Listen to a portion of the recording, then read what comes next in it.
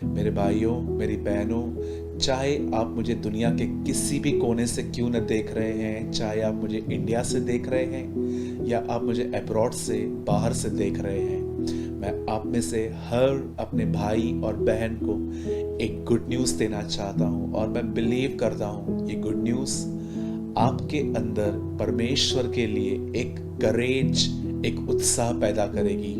और वो good news ये है कि मैं आपको बोलना चाहता हूँ, चाहे आप और मैं कैसे भी हैं, प्रभु हमसे प्रेम करते हैं। This is a good news for you and me. वो आपसे प्रेम करता है और मैं आपको बताना चाहता हूँ उसका प्यार इस बात में प्रकट हुआ है कि उसने हमारे लिए अपने आप को बलिदान कर दिया। उसका खून बहाया गया, उसको कोड़े लगे, उसने हमारे लिए थूके खाई, उसने हमारे लिए सब कुछ सहन कर लिया ताकि वो हमें पा सके। और एक और गुड न्यूज़ जो मैं आपको ये देना चाहता हूँ, वो गुड न्यूज़ ये है कि बहुत जल्द वही यीशु जो हमसे प्यार करता है, जिसने हमें पाने के लिए अपने आप को दे दिया है, वो बहुत जल्द हमें लेने के लिए आ रहा है। और आज अगर वो हमसे उम्मीद करता है तो वो ये उम्मीद है कि हम तैयार हो जाएं, हम अपने संबंध को उससे ठीक करें, हम अपनी गलतियों को उसके सामने मान लें, हम ईमानदार बने। यदि मैं अगर अपने अपने हृदय को, अगर मैं जो खुशी मेरे पास है, अगर मैं वो आपको दो शब्दों में, दो लाइंस में मैं अगर आपको बताना चाहता हूँ कि मेरे लाइफ में मेरे लिए सबसे दो चीज़ें जो बहुत इम्पोर्टेंट हैं, वो ये है कि खुदा मुझसे प्यार करता है और वो बहुत जल्द मुझे लेने आएगा। और यही आपके लिए भी है। आइए, आपने आज का टाइटल तो पढ़ ही लिया होगा कि मैं आज नेगेटिव थॉट्स के लिए कुछ बात करना चाहता हूँ। मैं जानता हूँ और मैं इन बातों से गुजर चुका हूँ और मैं बहुत अच्छे से जानता हूँ कि नेगेटिव थॉट्स इंसान की हालत क्या कर देते हैं। वो हमें कितना कमज़ोर और कितना लाचार बना देते हैं।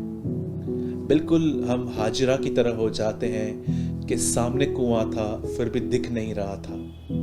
नकारात्मक विचार हमारे आगे अंधेरा कर देते हैं और हम किसी अच्छी चीज़ को देख नहीं पाते हैं। लेकिन मैं आपके थॉट्स के बारे में वर्ड शेयर करने से पहले मैं आज एक टॉपिक पे आप में से हर व्यक्ति को कुछ काउंसलिंग देना चाहता हूँ।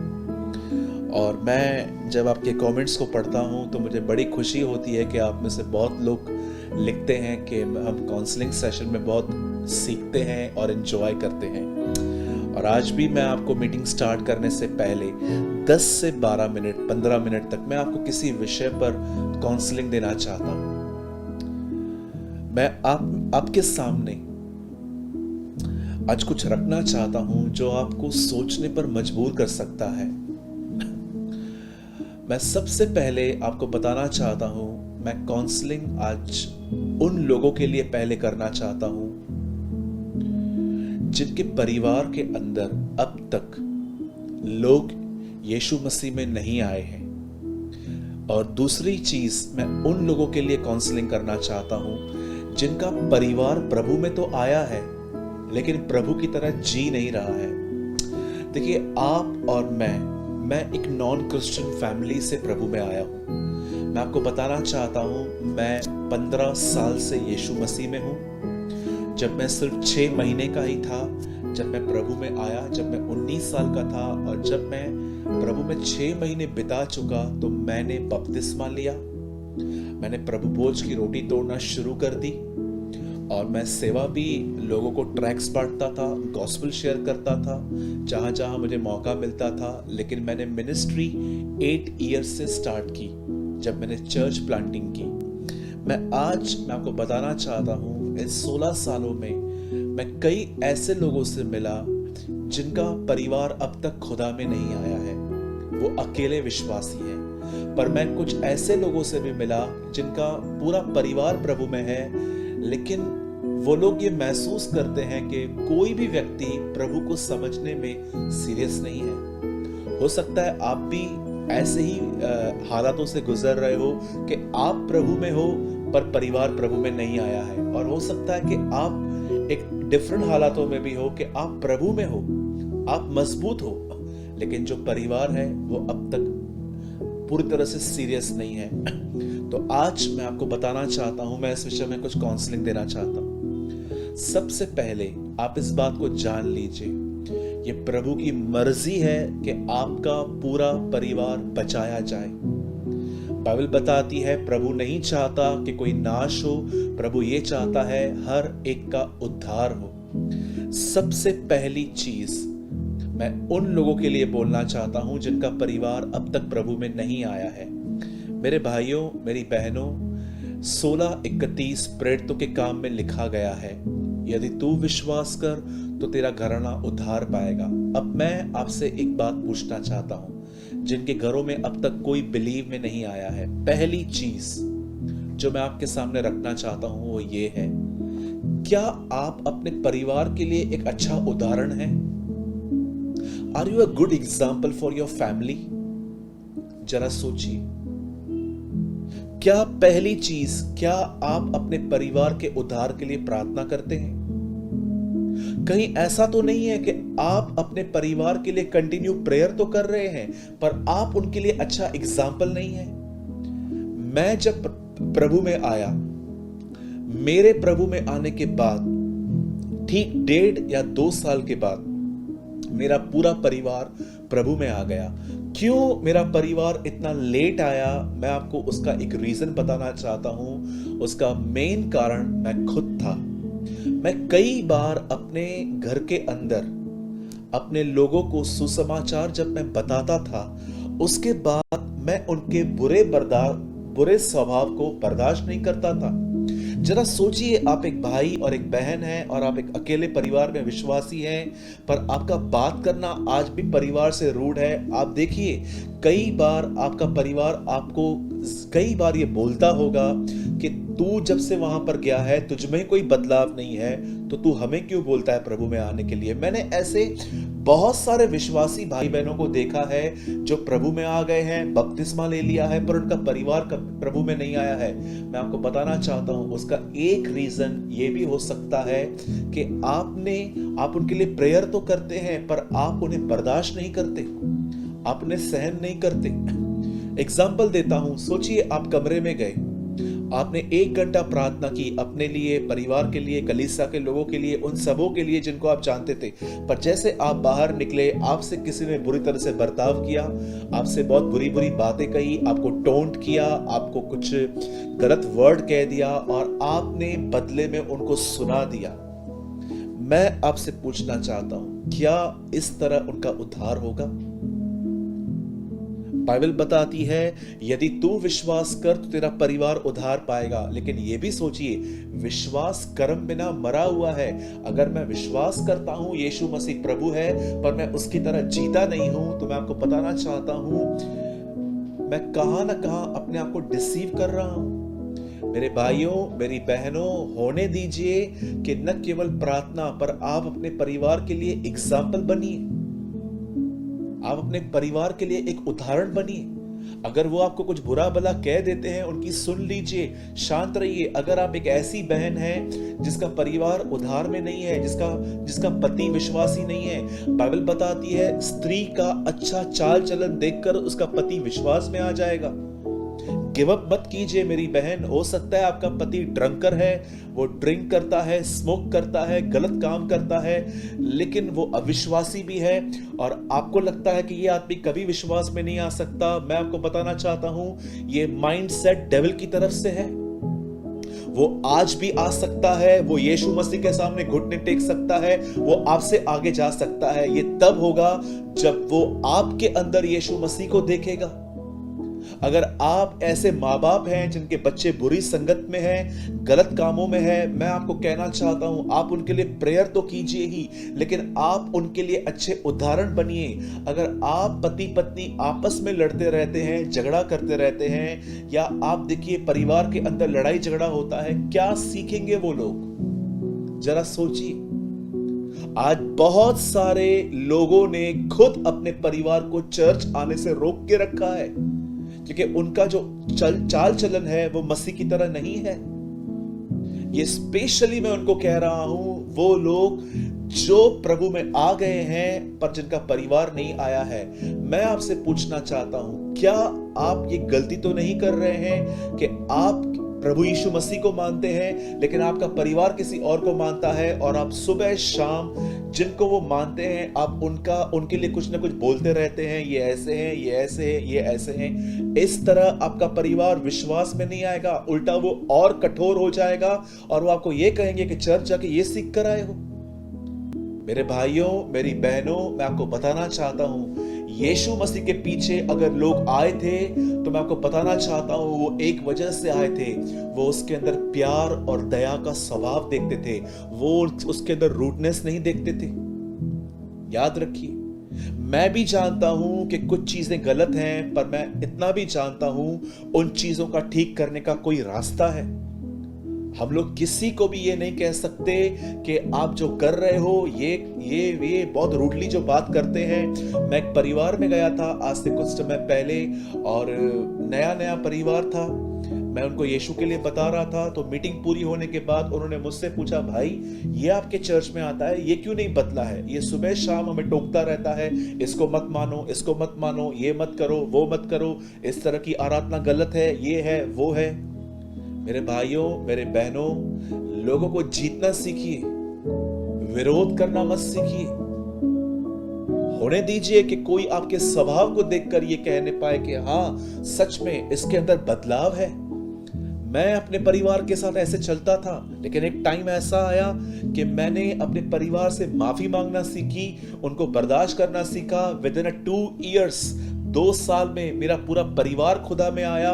लगभग सबका बपतिस्मा हो चुका है, लगभग। कुछ हैं जिनका होना बाकी है। अब होने दीजिए कि आप एक अच्छे उदाहरण बने। अगर वो आपको कुछ बोल भी देते हैं, सुन लीजिए। हाँ, मैं नहीं कहता हूं कि अगर आपका परिवार अनबिलीवर है और वो आपको कहते हैं कि अनबिलीवर में मैरिज कर लो तो आपको उनकी माननी चाहिए, बिल्कुल भी नहीं। ये हो ही नहीं सकता, क्योंकि मैं अपनी स्पिरिचुअल लाइफ और मुझे कहां पर क्या करना है, मैं अपनी पर्सनल लाइफ में किसी को नहीं आने दे सकता।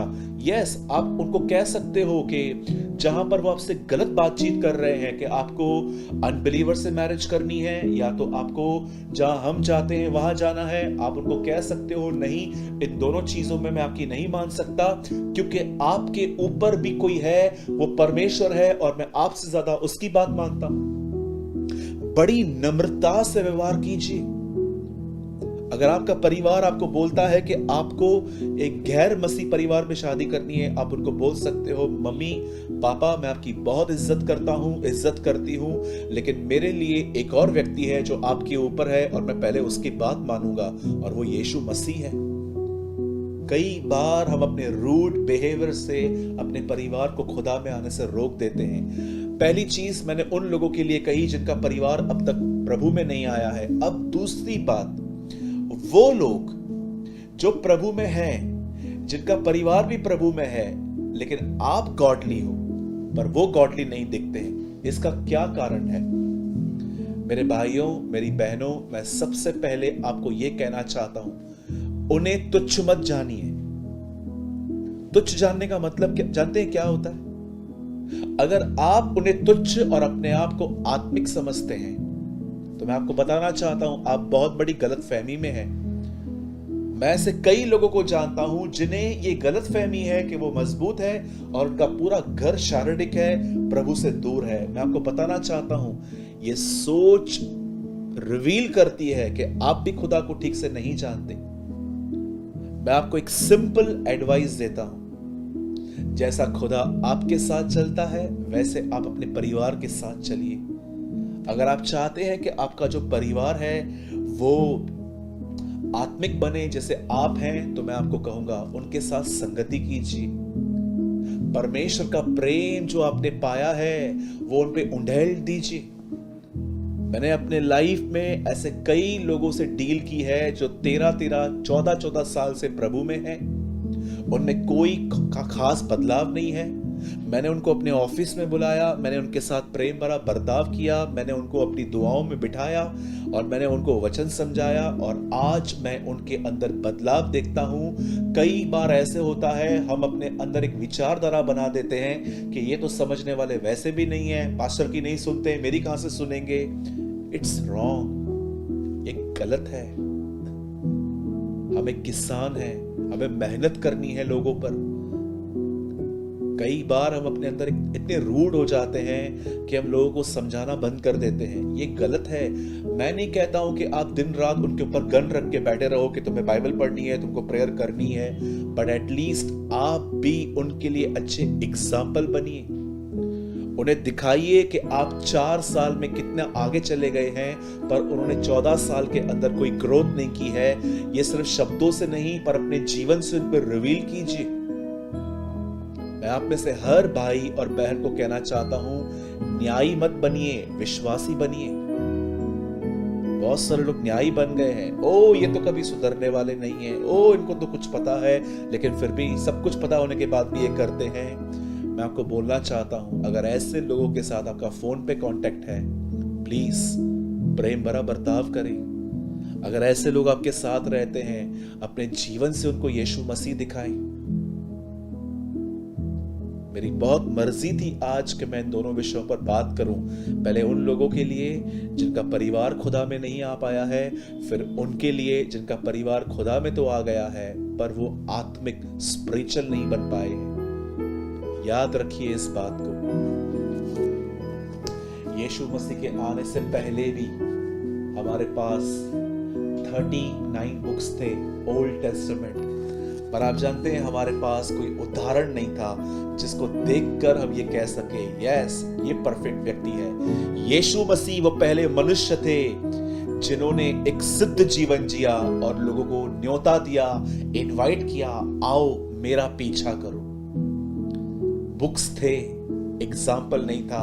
आज भी लोगों के पास बुक्स हैं, एग्जाम्पल नहीं है जिसको देखकर वो ये कह सकें कि मुझे इसकी तरफ बनना है। आप वो व्यक्ति बनिए कि लोग आपके साथ रहकर आपके जीवन से सीखें। मैं आपको सच कहता हूं, जब मैं खुदा में नहीं था, जब मैं एक नॉन क्रिश्चियन था, मैं बहुत सारी जगहों पे जाता था जहां पर मुझे आस्था, श्रद्धा या कहिए जहां मुझे लगता था कि हाँ यहाँ खुदा है। पर मैं आपको बताना चाहता हूं, मैंने कहां भी जाकर कभी ये प्रेयर नहीं की थी। हाँ मैं अपने मतलब के लिए चाहता था ये मिल जाए वो मिल जाए, लेकिन मैंने कभी भी ये प्रेयर नहीं की थी कि मुझे आपकी तरह बनना है। यीशु में आने के बाद मैंने ये दुआएं करना चालू की कि यीशु मुझे आपकी तरह बनना है, और आज भी 16 इयर्स से मैं यही दुआ करता हूं, Lord make me like you. मुझे अपनी तरह बनाइए, नम्र, दीन, धीरज धरने वाला, सहन करने वाला। आप जानते हैं खुदा कितना बर्दाश्त करता है? जरा सोचिए। आप जानते हो रियल सफरिंग क्या होती है? एक आदमी जो सिर्फ आपको दुख देता है, उसके बाद भी आप उससे प्रेम करते रहते हैं। सफर करना पड़ता है यहां पर हमें। आप जानते हो परमेश्वर इस तरह सफर करता है हमारे लिए। वो कहता है दुआ कर, हम कई बार नहीं करते। वो कहता है वचन पढ़, कई बार हम नहीं पढ़ते। कई बार वो कहता है कि यहाँ पर मत जा, हम वहीं जाते हैं। फिर भी जब हम लौट के आते हैं वो हमसे प्यार करता है। इसको कहते हैं रियल सफरिंग। यीशु ने कहा यदि कोई मेरे पीछे आना चाहे तो अपने आप का इनकार करे, वो अपने आप से लड़े। मेरे भाइयों, मेरी बहनों, अगर आप जॉब भी करते हैं कहां पर, या आप स्टूडेंट भी हैं, अपनी बहनों के लिए जो आपकी स्टूडेंट सिस्टर्स हैं, अगर आप एक बहन हैं और आप एक स्टूडेंट हैं, तो अपनी सहेलियों के लिए एग्जाम्पल बनिए। होने दीजिए कि अगर वो मूवीज पे जाती हैं तो आप उनको कहिए मैं नहीं चल सकती।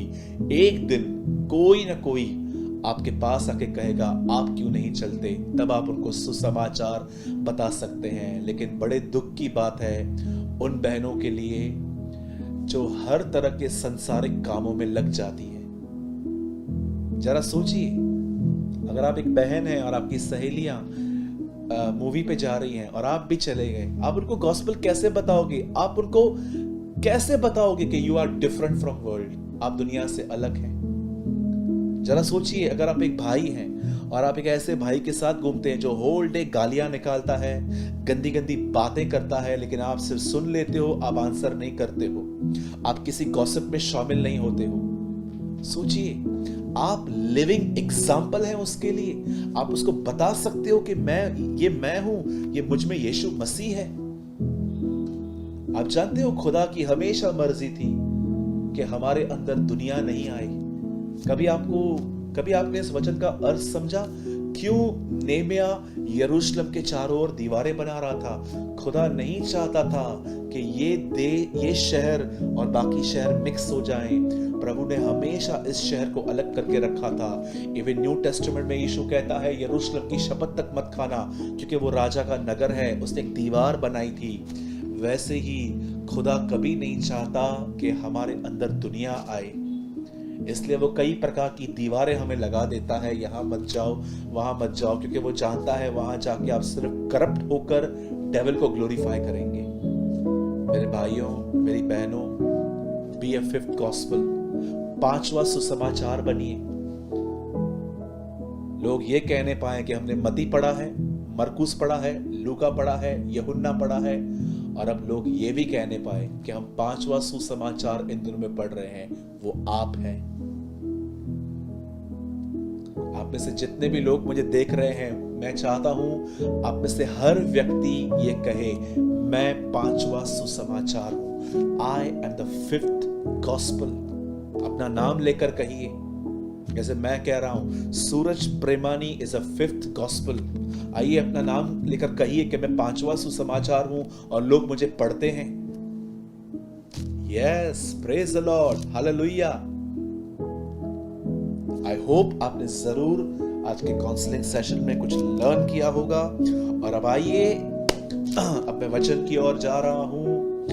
मैं आपको कहना चाहता हूं, ये वचन जो आपने कई बार पढ़ा होगा, सुना होगा, मेरे द्वारा भी सुना होगा, आर्टिकल्स भी इस पे पढ़े होंगे आपने, लेकिन आज ये एक डिफरेंट फॉर्म में आपके पास आएगा।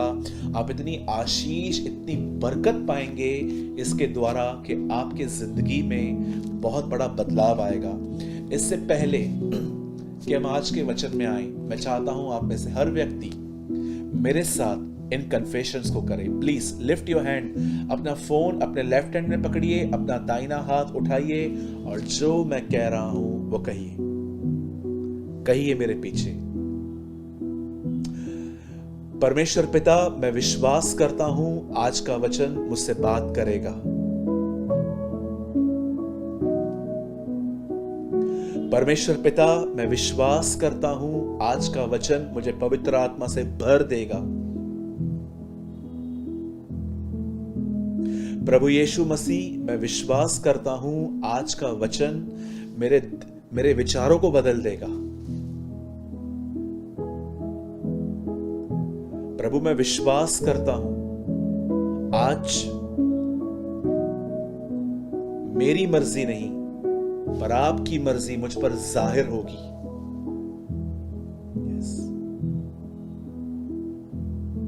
और मैं विश्वास करता हूं कि आने वाले दिनों में मैं दूसरों के लिए आशीष बनूंगा।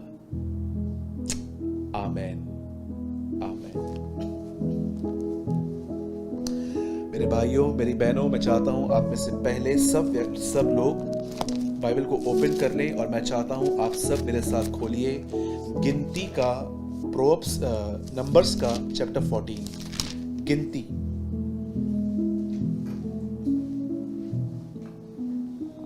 गिनती 14 अध्याय।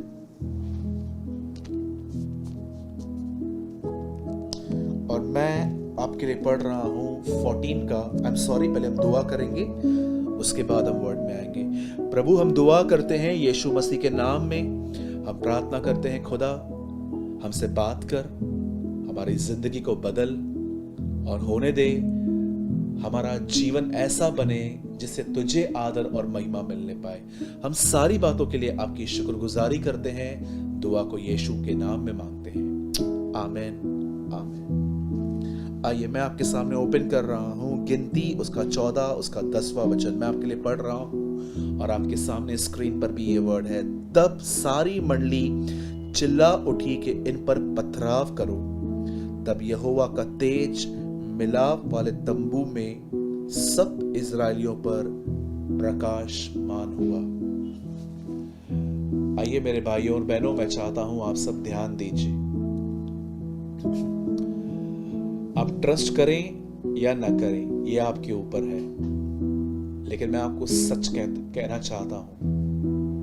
मैंने अपने जीवन में अनुभव किया है कि नेगेटिव थॉट्स इंसान की हालत क्या कर देते हैं। मैं आपको बताना चाहता हूं, आप में से बहुत सारे लोग अपनी बीमारियों से आजाद हो सकते हैं सिर्फ एक वजह से कि उनका दिमाग अब उतना नहीं दौड़ रहा। आप जानते हैं, आप में से बहुत सारे लोगों की दवाइयां बंद हो जाएंगी अगर आज के वचन को आकर आपने समझा तो। मैं सबसे पहले आपको बताना चाहता हूं एक्चुअली नेगेटिव थॉट्स होते क्या हैं, कैसे काम करते हैं वो आपके लाइफ में। बाइबल जिस चीज को मन कहती है, मन का सिंपल मीनिंग है आपका थॉट्स, आपके विचार, जो आप सारा दिन सोचते रहते हैं उसे मन कहते हैं, विचार।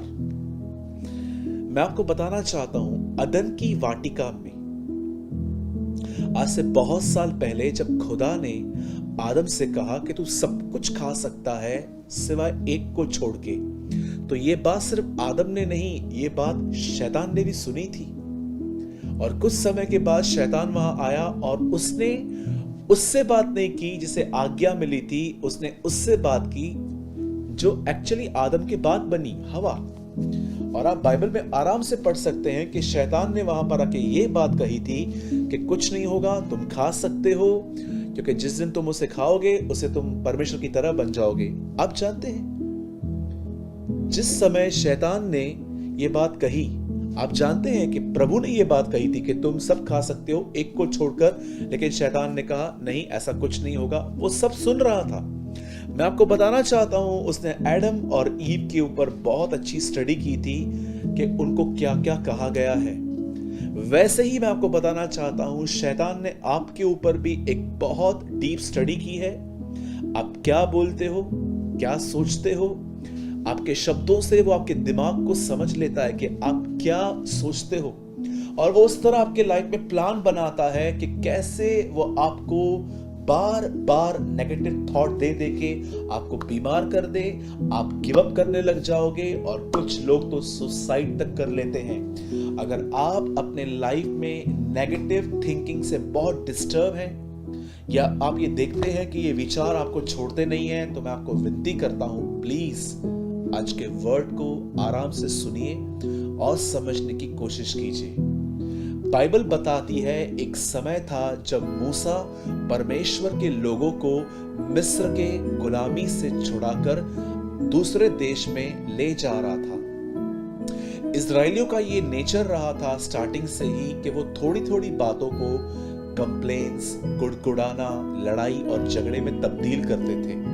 कई बार वो मूसा के सामने आके कहते थे कि क्या तू हमें मारने के लिए लाया है।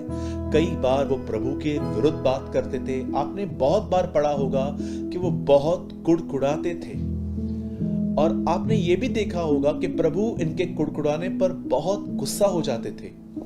कई लोगों को लगता है कि कुड़कुड़ाना व्यभिचार से छोटा पाप है, पर मैं आपको बताना चाहता हूं, कुड़कुड़ाना एक बहुत बड़ा पाप है। जानते हो क्यों? कुड़कुड़ाने का मतलब क्या है, जरा देखिए। ये एक रास्ता है और ये जंगल का रास्ता है। प्रभु ने चाहा था कि इजराइल के लोग यहां से गुजरे, ये प्रभु की मर्जी थी। लेकिन आप जानते हैं उन्होंने क्या किया? जब वो जंगल से गुजर रहे थे तो वो कुड़कुड़ा रहे थे। जानते हैं, सिर्फ कुड़कुड़ाना नहीं होता। एक्चुअली कुड़कुड़ाने का मतलब है कि प्रभु मुझे आपकी मर्जी पसंद नहीं है। कुड़कुड़ाने का सच्चा अर्थ ये होता है कि जैसे खुदा ने आपको रखा है, आप उसको कहते हो, Lord I dislike your will, मुझे आपके हिसाब से नहीं चलना है। यीशु मसीह ने कहा, हर वो व्यक्ति जो मेरे स्वर्गीय पिता की इच्छा पर नहीं चलता वो मेरा भाई और बहन नहीं है। सिर्फ वही लोग मेरे भाई और बहन हैं जो मेरे परमेश्वर पिता की मर्जी पर चलते हैं।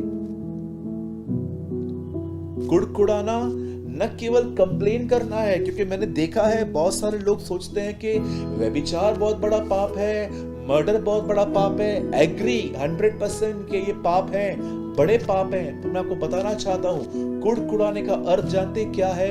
कि खुदा ने आपको जहां रखा है आप वहां पर नहीं रहना चाहते। प्रभु जानता था कि ये वो लोग हैं जिनको आगे चल के बड़े बड़े दानवों से लड़ाई लड़नी थी, और प्रभु इन छोटी छोटी परीक्षाओं में उन्हें मैच्योर बना रहा था, उन्हें होशियार बनाना चाहता था, लेकिन वो बनना ही नहीं चाहते थे और वो लास्ट तक नहीं बन पाए और नाश भी हो गए। बाइबल बताती है प्रभु इनको मिस्र की गुलामी से निकालकर जब दूसरे देश को ले जा रहा था, ये रास्ते में कई बार कुड़कुड़ा रहे थे। अब देखिए अब ये लोग क्या कर रहे हैं यहां पर। बाइबल बताती है जब वो उस बॉर्डर पे पहुंचे, जैसे उस बॉर्डर पे पहुंचे, प्रभु ने मूसा को कहा 12 लोगों को निकाल, उन 12 को बोल के अंदर जाएं देश में, वहां के अनाज को देख कर आए, वहां के फल को देख कर आए, वहां की जमीन को देख कर आए, वहां की नदियों को, पहाड़ों को, रहने की सारी जगहों की रेकी करके आए, दौरा करके आए और फिर लौट आए। बाइबल बताती है मूसा ने 12 लोगों को अलग किया, उसमें 2 लोग थे, एक का नाम था यहोशू, एक का नाम था कालेब। बाइबल बताती है ये सब लोग वहां से घूमकर जब आए तो इन्होंने सबसे पहले 10 लोगों को मैं अलग कर रहा हूं, 2 को मैं अलग कर रहा हूं। अब देखिए इन लोगों की प्रॉब्लम क्या है आखिर। जब 10 लोग आए तो उन्होंने क्या कहा आके, मैं आपके सामने कोई ड्राइंग तो नहीं बना रहा हूं, लेकिन जरा देखिए यहां पर 2 लोग हैं, ये 10 लोग हैं और सामने एक बहुत बड़ी भीड़ खड़ी है। अब ये 2 को मैं अलग कर रहा हूं, 10 को मैं अलग कर रहा हूं, और अगर हो सके तो समझने की कोशिश कीजिएगा। ये 2 लोग हैं, ये 10 लोग हैं, ये सब साथ में गए थे उस देश में। अब ये दोनों बाहर निकले हैं, अब मैं 2 को अलग करता हूं, 10 को अलग करता हूं, और सामने एक बहुत बड़ी पब्लिक खड़ी है। अब ये 10 लोग एक रिपोर्ट दे रहे हैं, ये कह रहे हैं वो देश तो बड़ा उत्तम है लेकिन हम वहां पर जा नहीं सकते। क्यों? क्योंकि हमने देखा है वहां पर बहुत बड़े बड़े दानव रहते हैं जिन्हें हिंदी में लिखा गया है अनाकवंशी। हम नहीं जा सकते, हम तो टिड्डियों के समान हैं। अब ये 2 लोग देखिए क्या कह रहे हैं, ये 2 लोग कह रहे हैं कि नहीं हम जा सकते हैं क्योंकि प्रभु हमारे साथ है। अब देखिए इन 10 लोगों ने जो रिपोर्ट दी है वो भी इन लोगों ने सुनी है, इन 2 लोगों ने दी है वो भी सुनी है। आप जानते हो वो सामने वाली भीड़ किस पे विश्वास कर रही है? इन 10 पर। जानते हो क्यों? क्योंकि ये 10 ज्यादा हैं, 2 बहुत कम हैं। अब ये जब इन्होंने पहले रिपोर्ट दी कि हम नहीं जा सकते, फिर उन्होंने कहा हम जा सकते हैं, फिर इन लोगों ने जानते क्या किया? इन 10 ने, इन लोगों ने जब बात की तो सामने की भीड़ ने पत्थर उठाए और इन्होंने एक दूसरे को उकसाया कि पत्थर उठाओ और इन दोनों को मारो। मेरे भाइयों, मेरी बहनों, मैं आपको बताना चाहता हूं इजराइलियों का सबसे बड़ा प्रॉब्लम ये था कि वो नेगेटिव बातों को बहुत जल्दी रिसीव भी करते थे और विश्वास भी करते थे। अगर 10 लोग ये कहते हैं कि हम जा सकते हैं तो बिलीव करते थे, और 2 लोग अगर ये कहते हैं हम नहीं जा सकते तो वो रिजेक्ट करते हैं। लेकिन यहां पर उल्टा था, 2 कह रहे थे हम जा सकते हैं, 10 कह रहे थे हम नहीं जा सकते। मेरे भाइयों, मेरी बहनों, मेजॉरिटी क्या कहती है कोई फर्क नहीं पड़ता, फर्क इस बात पे पड़ता है कि खुदा क्या कहता है। आप में से कितने लोग हैं, कई लोग सोचते होंगे कि यीशु मसीह कब आएगा, कब आएगा, कब आएगा। कई लोग आपको कहेंगे कि उसके आने में देर है। जानते हो पतरस क्या कहता है? बहुत सारे लोग आएंगे जो ये कहेंगे उसके आने की प्रतिज्ञा कहां गई। पतरस एक भीड़ को अलग करके उसके बाद कहता है, पर यह बात याद रखो जो खुदा कहता है वो उसे करने में कभी देर नहीं करता। मेरे भाइयों, मेरी बहनों, मैं आपको बताना चाहता हूं आपके जीवन में भी इनकरेज करने वाले शायद 1 और 2 होंगे, लेकिन डिस्करेज करने वाले 10 से भी ज्यादा होंगे। कई लोग आपको आके कहेंगे तेरी बेटी की शादी नहीं हुई है, होगी भी नहीं। कई लोग आपको आके कहेंगे कि यीशु मसीह के आने में कड़ी देर है। कई लोग आपको आके कहेंगे अब बिजनेस कभी उठने वाला नहीं है। कभी आपको लोग कहेंगे कि क्या यीशु यीशु कहते हो। कई सारी चीजें आपके लाइफ में सिर्फ डिस्करेजमेंट पैदा करेंगी। लेकिन मैं आपको बताना चाहता हूं, उस भीड़ की तरह मत बनिए जो मेजॉरिटी पर बिलीव करती है। यहोशू और कालेब की तरह बनिए जो हर चीज को नकार के सिर्फ इस बात को देख रहे थे कि खुदा उनके साथ है। आज मैं आपसे पूछता हूं, अगर आपके सामने 10 लोग आके खड़े हो जाएं और आपको कहें कुछ नहीं होगा, कुछ नहीं होगा, कुछ नहीं होगा, कुछ नहीं होगा, आप यहोशू और कालेब की तरह कह सकते हैं उनको कि ऐसा कुछ नहीं होगा, खुदा मेरे साथ है। इसीलिए बाइबल बताती है हर मनुष्य झूठा और परमेश्वर सच्चा ठहरे। मेरे भाइयों, मेरी बहनों, मैं आपको बताना चाहता हूं, ये वो लोग थे जो मिस्र से निकले थे और कनान की तरफ जा रहे थे। रास्ते में ये बातें हुई और वचन कहता है ये इतने नेगेटिव माइंडेड थे, इन्होंने पूरी मंडली को खराब कर दिया। कितनी बड़ी बात है कि 2 लोग जो कह रहे थे ये उस पर ध्यान नहीं दे रहे थे, पर 10 लोग जो कह रहे थे वो उस पर ध्यान दे रहे थे। आज मैं आपसे एक बात पूछना चाहता हूं, आप में से जितने भी लोग मुझे देख रहे हैं, मैं चाहता हूं आप लोग इस बात पे ध्यान दीजिए। बाइबल बताती है कि यीशु मसीह एक दिन पहाड़ पे गया, एलिया और मूसा वहां पर आए, वो यीशु मसीह की मौत की चर्चा कर रहे थे। जब यीशु मसीह नीचे उतरा, मैं आपको बताना चाहता हूं, उसने चेलों को बताया कि वो कैसे आने वाले समय में मरने वाला है और जी उठने वाला है। आप जानते हो, पतरस ने उसको साइड में ले जाके पतरस ने उसको कहा, प्रभु आपके साथ ऐसा कभी ना हो। और यीशु मसीह ने उससे कहा, शैतान मुझसे दूर हो।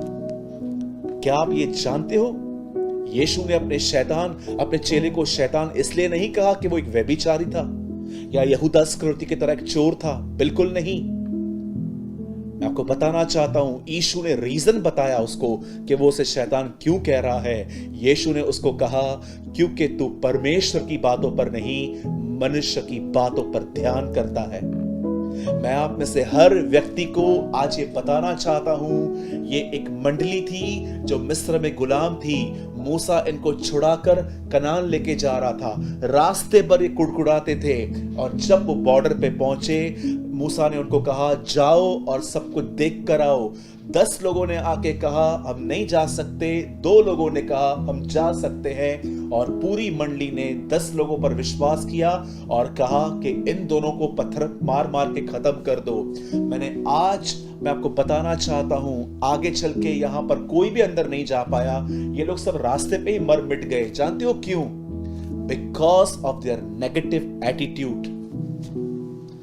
आज बहुत सारे लोगों को ये बात समझ में नहीं आती है, पर आज उन्हें ये समझना चाहिए, गरीबी सबसे बड़ी प्रॉब्लम नहीं है, बीमारी सबसे बड़ी प्रॉब्लम नहीं है, रिश्ते के अंदर आने वाली बातें बड़ी नहीं है। सबसे बड़ी प्रॉब्लम ये है कि आप अपने मन में चीजों को किस तरह ले रहे हो। आप किस तरह ले रहे हो?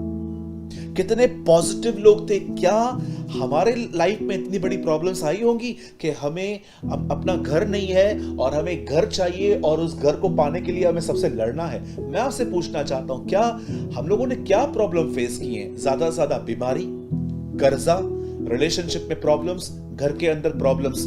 आप जानते हैं ये वो लोग थे जिनका घर था वहां पर जो खुदा ने दिया था और इन्हें उस घर को पाने के लिए सबसे लड़ना था। और जरा देखिए, 2 लोग खुदा की तरफ देखकर पॉजिटिव बने हुए थे कि नहीं, हम नहीं लड़ेंगे, खुदा हमारे लिए लड़ेगा। और वो उस भरोसे से चलते जा रहे थे। और आप देखिए, आगे चल के यहोशू और कालेब को उनकी प्लेसेस मिली थी। कालेब एक पहाड़ पे रहता था। मेरे भाइयों, मेरी बहनों, लोगों से लड़ना बंद कर दीजिए, दूसरों से लड़ना बंद कर दीजिए, स्वयं से लड़ना सीखिए। पौलुस कहता है मैंने अपने विश्वास की रखवाली की है। कैसे की है उसने? वो कहता है मैंने कुश्ती लड़ी है। वो कहता है आई फाउट अ गुड फाइट। मैंने अच्छी फाइट लड़ी है, मैंने विश्वास की रखवाली की है। मेरे भाइयों और बहनों, अपने विश्वास को कायम करने के लिए लड़ना पड़ता है, बाइबल बताती है। पौलुस कहता है मैं अच्छी कुश्ती लड़ चुका हूं, मैंने अपने विश्वास की रखवाली की है। जब पौल विश्वास में आया, उसके ऊपर इतना सत्ताव था, उसे भी विचार आते होंगे कि ये कौन सा खुदा है जिस पर ईमान रखने के बाद मुझे इतनी तकलीफें आ रही हैं, मुझे इतनी प्रॉब्लम्स आ रही हैं। वो प्रतिदिन अपने आप से लड़ता था और अपने विश्वास में कायम रहता था, और वो अंत में ये कह सका, मैंने अपने विश्वास की रखवाली की है। कितनी बड़ी बात है, वो विश्वास योग्य होके मरा। आज हमारी सबसे बड़ी प्रॉब्लम ये नहीं है कि हमारे पास प्रॉब्लम्स हैं, हमारी सबसे बड़ी प्रॉब्लम ये है कि हम खुदा के कलाम से ज्यादा लोगों की बातों की ओर ध्यान करते हैं, लोगों की बातों की ओर ईमान रखते हैं और अपने ख्यालों पर बिलीव करते हैं। इसीलिए बाइबल में पौल कहता है एक जगह पर कि ऐसा होना ही चाहिए, और ये सत्य भी है कि हर मनुष्य झूठा वरन परमेश्वर का वचन सच्चा ठहरे।